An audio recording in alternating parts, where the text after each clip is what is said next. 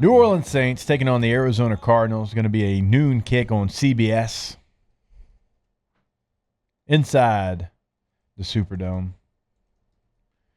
What do we want to see outside of the obvious? Jake Hayner I want to see Jake Hayner out there taking reps. throwing that rugby ball. Yeah. If he throws that I want to see He's gonna JT throw Gray. that. Oh, He wait. is Hang gonna on. throw Just that. I kidding. know. Oh boy. I want to see everything. I know.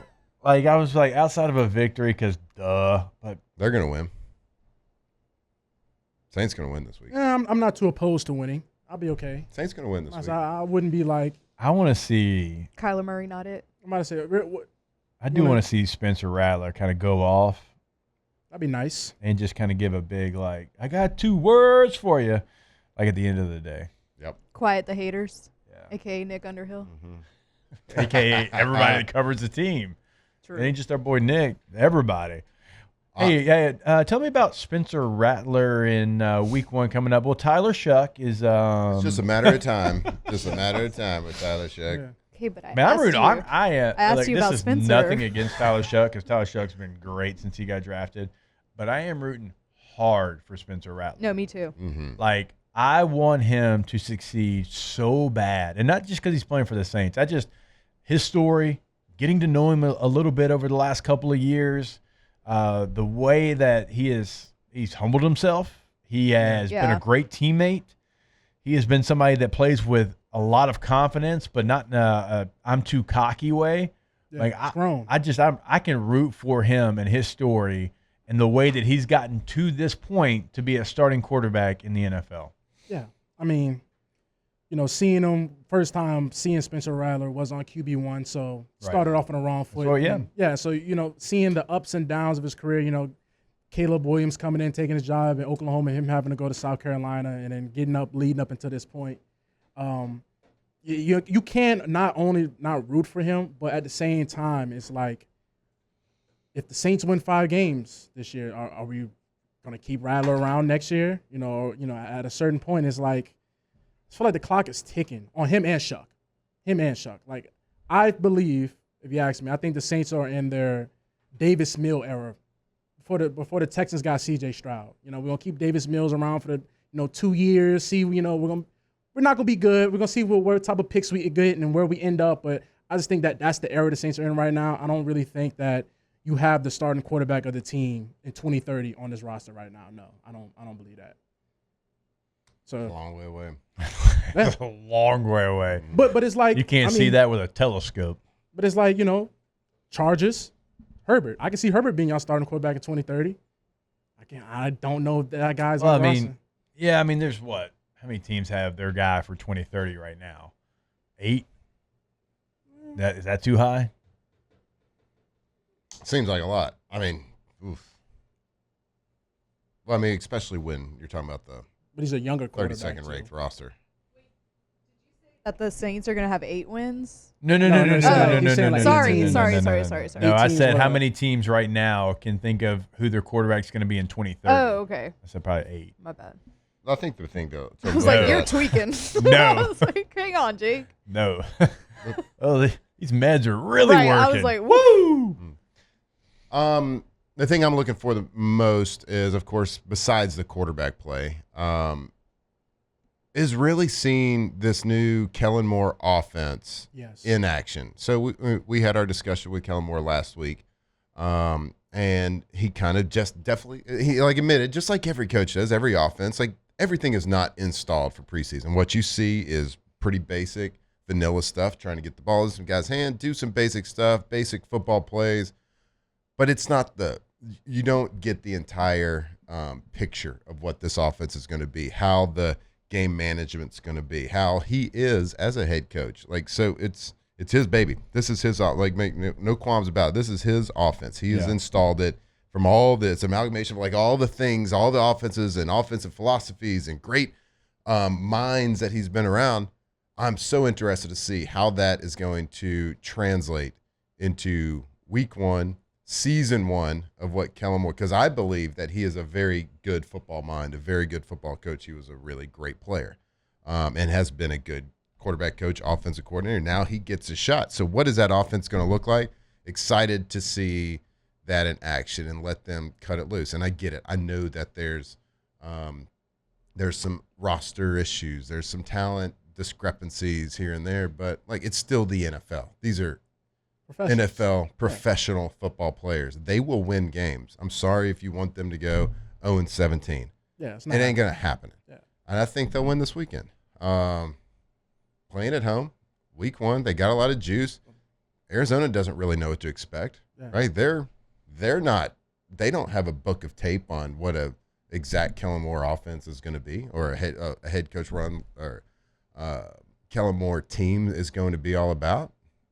So there's not a lot to go on that. So if they're going to get some, I say get them early, and they got a shot at it. Arizona, they got talent, of course. Kyler Murray's there; he's ultra talented, but they're not world beaters. Not world beaters. It's a winnable game, especially at home.